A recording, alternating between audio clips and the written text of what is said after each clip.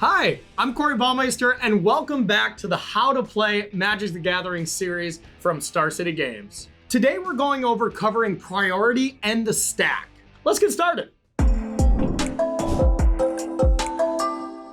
When we play a game of Magic, we are constantly going through steps and phases of a turn, passing priority to our opponent as we alternate casting spells. Priority is the order in which players get to cast spells or activate abilities. When it's your turn, you get priority first at the start of each step and phase. If you don't play or activate anything, your opponent gets priority or a chance to do the same. If neither player has anything to do and both players pass priority, you move to the next step or phase of the turn. Players can cast instants at any time they gain priority, while all other card types require priority during a main phase to play. When a player casts a spell or activates an ability, it doesn't resolve or happen immediately.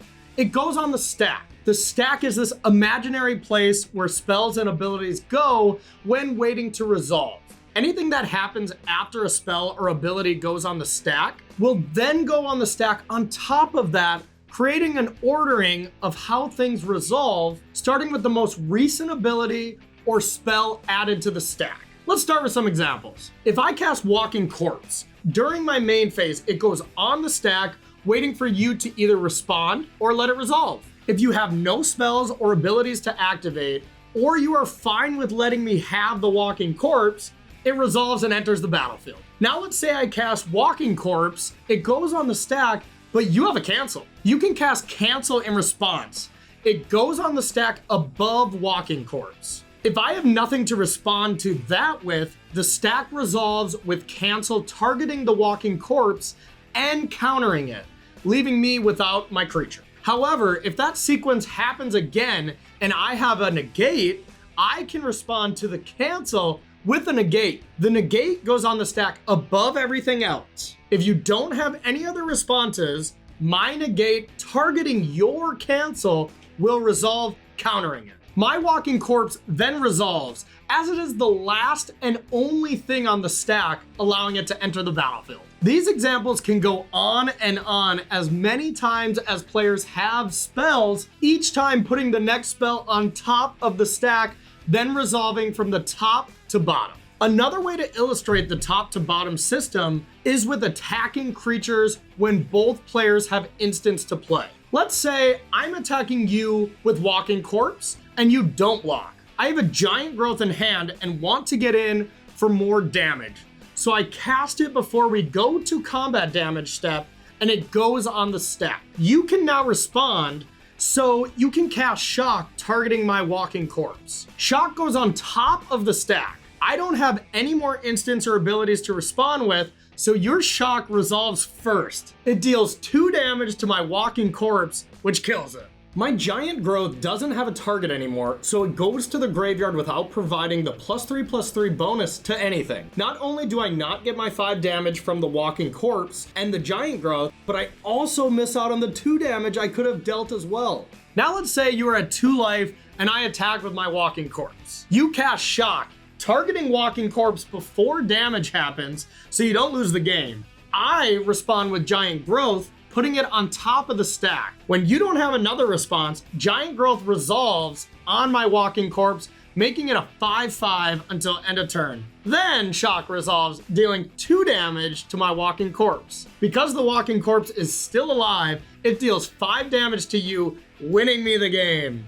Notably, playing a land doesn't use the stack. You can play a land during your main phase, and it is now on the battlefield ready to tap for mana. However, if the land has an enters the battlefield trigger, that ability will go on the stack, giving your opponent a chance to respond. If I put a basic island into play, I can go right ahead and tap it for mana, maintaining priority. If I played Radiant Fountain, the trigger of gaining 2 life will go on the stack, and my opponent can respond with a spell or ability. The same goes for cards like Temple of Epiphany. My opponent can't respond to me putting the land on the battlefield, but they can respond to the Scry trigger. Another important point to remember is when a spell resolves, priority returns to the player who had priority before the spell went on the stack. When I resolve Walking Corpse and it enters the battlefield, I can then cast another spell, activate an ability, or pass priority to try to move to the next phase. A great example of how priority works is when a player casts a Planeswalker. If I cast Garruk Unleashed,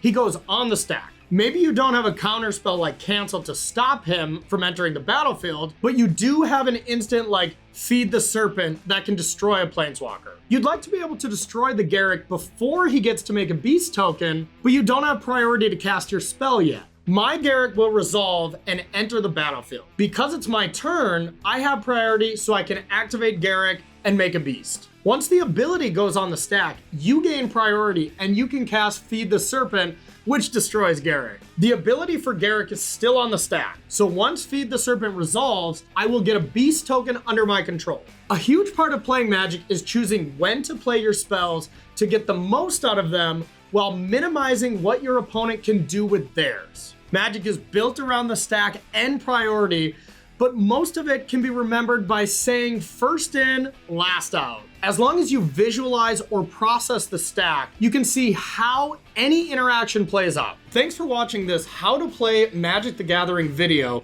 and we hope you found it helpful. For more videos in this series, check out our Star City Games YouTube channel.